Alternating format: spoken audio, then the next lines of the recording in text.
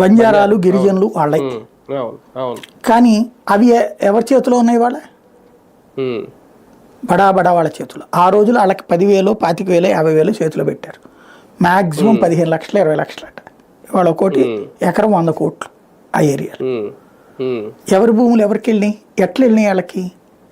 మనకి రాజశేఖర రెడ్డి ఇంటి గురించి చెప్తుంటారు, తినడానికి కూడా దిక్కు లేదు, ఇంటికి కూడా లేదు, కానీ అతని కొడుకు ఎట్లా కోట్లు సంపాదించాడు. నేను అప్పుడే చెప్పాను, రాజశేఖర రెడ్డికి ఏనాడో ఇడుపులపాయలో కొంప ఇవన్నీ ఉన్నాయి కదా, ఆస్తులు ఉన్నాయి కదా వాళ్ళకి.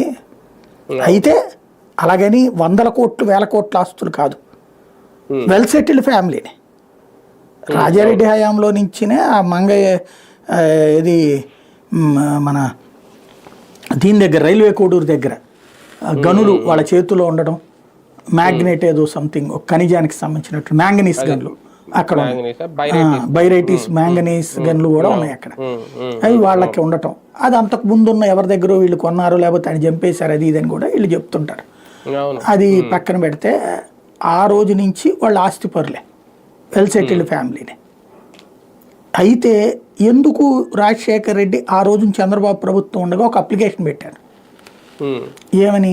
అయ్యా, నేను ఇల్లు కొనుక్కున్నాను, ఓ ఎస్ఐన్ ల్యాండ్లో స్థలం కొనుక్కున్నాను, దాన్ని